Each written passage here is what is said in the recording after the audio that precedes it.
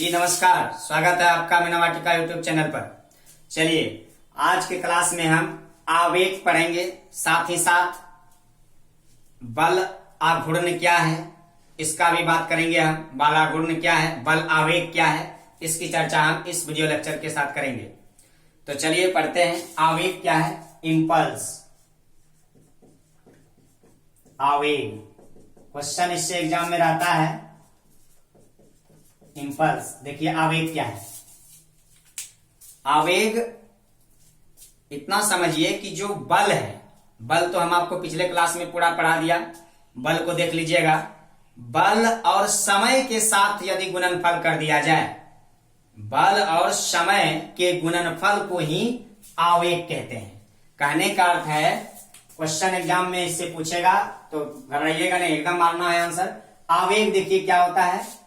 आवेग इम्पल्स जिसे आई से सूचित करते हैं, क्या होता है कि बल और समय का गुणनफल होता है। यदि हम एसआई मात्रक की बात करें तो फोर्स का न्यूटन, समय का सेकंड, न्यूटन सेकंड इसका एसआई मात्रक हो जाएगा। क्लियर है? न्यूटन सेकंड इसका मात्रक हो जाएगा। और यदि इसी की बीमा की ज्ञात करने के लिए चाहें तो बीमा भी निकाल सकते हैं। न्यूटन को तोड़ेंगे केजी मीटर पर सेकंड स्क्वायर और गुना सेकेंड। तब यहां क्या लिखिएगा? केजी मीटर पर सेकेंड पर 1 होगा, क्यों? गुना में पावर घट गया। तो इसकी बीमा यदि लिखेंगे, किलोग्राम की बीमा एम, मीटर की बीमा एल, टी का बीमा, समय का बीमा टी, यानी ये इसका क्या कहलाएगा? इसकी बीमा कहलाएगी, है ना, आवेग। ध्यान दीजिएगा, आवेग जो है बल और समय का गुणनफल होता है। साथ ही साथ आवेग बल के कुल प्रभाव की माप होता है, यानी बल का जितना प्रभाव हुआ उसकी, यानी बल के कुल प्रभाव का माप होता है। नहीं, बल के कुल प्रभाव का माप क्या कहलाता है? आवेग कहलाता है, इम्पल्स कहलाता है। नहीं, अब बात करते हैं कि बल आवेग क्या होता है, इम्पल्स ऑफ अ फोर्स क्या होता है। इम्पल्स ऑफ अ फोर्स क्या होता है, बल आवेग क्या होता है। ध्यान दीजिएगा, बल आवेग नहीं तो वस्तु पर आवेग यदि लगाए गए बल, वस्तु पर जो कोई वस्तु है उस पर लगाए गए बल, है ना, वह समय के गुणनफल को, बल व समय के अंतराल के गुणनफल को ही आवेग कहते हैं।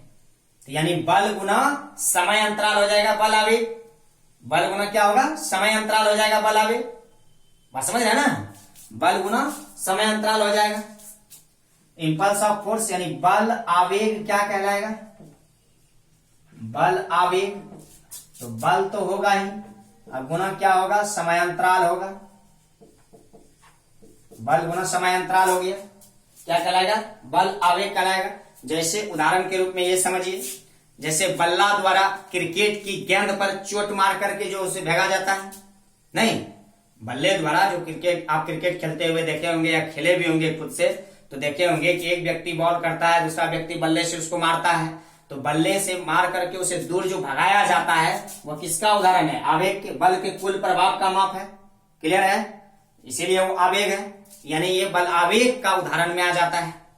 नहीं, जैसे घड़ी द्वारा, ये घड़ी नहीं, ये हाँ ये कहिए कि छड़ी द्वारा जो पिंग पेन की गेंद को मारकर छल्ले में डाला जाता है। बास्केटबॉल खेलते हुए देखे हैं कभी? वो छड़ी लेके जो मारता है और वहां ऊपर में रहता है, उसी पिल्ले में डाला जाता है छड़ी से मार करके गेंद को, वह भी क्या, किसका उदाहरण होगा? तो बल आवेग का उदाहरण होगा। नहीं, किसका उदाहरण होगा? बल आवेग का उदाहरण होगा। जैसे हथौड़े द्वारा कील ठोकना, हथौड़ा पे जैसे ये कील है, इस पर हथौड़े द्वारा कील ठोकना भी ये क्या कहलाएगा? बल के कुल प्रभाव की माप होगा। यही कारण है कि ये किसका उदाहरण होगा? बल आवेग का उदाहरण होगा। नहीं, जैसे कोई कांच के बर्तन है, फर्श पे गिरते ही टूट जाता है, इसका भी किसके वजह से होता है? बल, ये बल आवेग के कारण होता है। कांच का बर्तन फर्श पे गिरते ही क्या करता है? टूट जाता है। नहीं, यह भी बल आघूर्ण का उदाहरण है। आवेग आघूर्ण का, देखिए आवेग आघूर्ण और बल आघूर्ण में थोड़ा सा अंतर है। जैसे अब ये देखिए, बल आघूर्ण की बात करते हैं, बल आघूर्ण यानी moment of force, moment of a force, बल आघूर्ण क्या है, मोमेंट ऑफ फोर्स क्या है, बल आघूर्ण क्या है। तो बल द्वारा जो कोई भी वस्तु पर या किसी पिंड पर, है ना, किसी वस्तु पर या किसी पिंड के अक्ष के परितः घूमने की प्रकृति क्या कहलाता है, बल आघूर्ण कहलाता है।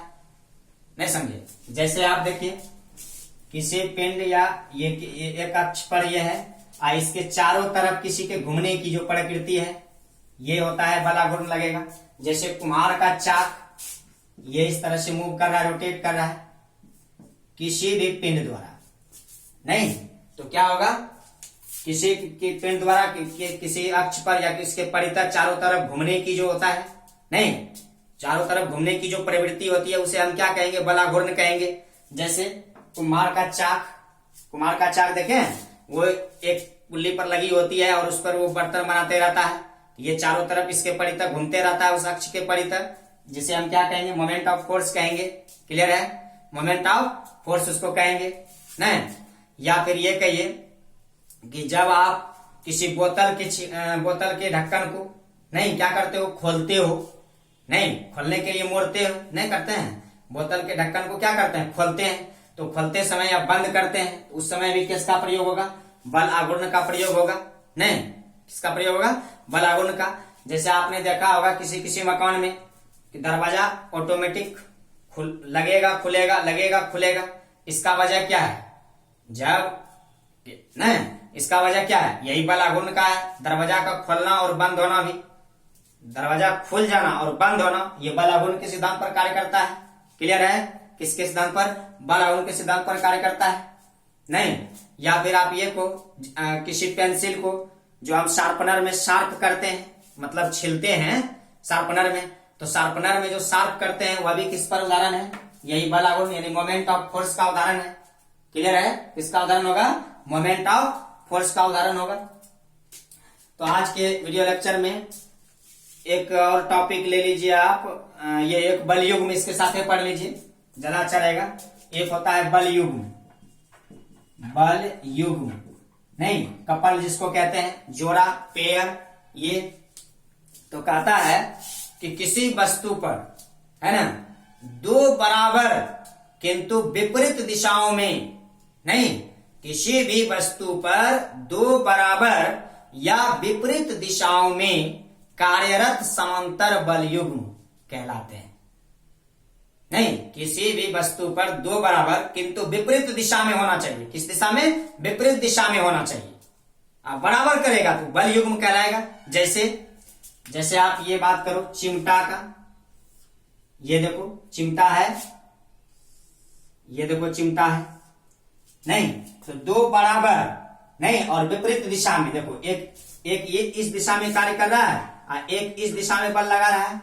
चिमटा देखे होंगे आप लोगों ने, इसे फिंगर से पकड़ता है इसे, तो एक लगा रहा है इस तरफ बल, एक लगा रहा है इस तरफ बल, लेकिन दोनों मिलकर लगा रहा है बल, इसीलिए इसको क्या कहा गया, कपल कहा गया, बल आघूर्ण, ये बल युग्म कहा गया। बल युग्म मतलब जोड़ा हो गया, बल युग्म कहा गया क्योंकि दोनों तरफ से देखो बल लगाया जा रहा है, नहीं लगाया जा रहा है, वही कह रहा है किसी वस्तु पर दो बराबर किंतु विपरीत दिशाओं में जो बल लगाया जाता है उसे हम बल युग्म कहते हैं। जैसे लीवर का टोटल उदाहरण लीजिए, चिमटा हुआ, कैंची हुआ, सरौता हुआ, नहीं सरसी हुआ, ये सब के सब क्या है, बल युग्म का उदाहरण है। दोनों बगल से बल लगाया जाता है। कैंची आप काटते होगे, देखते होगे कैंची को, ये देखे होंगे सीजर, है ना, देखिए ये सीजर देखे होंगे आपने, इस तरह से सीजर देखे होंगे। तो सीजर क्या करता है, इधर से भी यहां पर आप बल लगाते हैं ऐसे पकड़ के, तो यहां पकड़ते बल लगाते हैं तो क्या होता है कि वो काटता है, नहीं दोनों तरफ से, एक इस तरफ बल लगाया जाता है, एक इस तरफ से, तब बीच में जो भी वस्तु होती है उसको क्या करता है, कटिंग करता है, कटिंग करने का प्रयास करता है, तो वह किस में आ जाता है, बल युग्म में आ जाता है। तो चलिए आज का क्लास यहीं तक।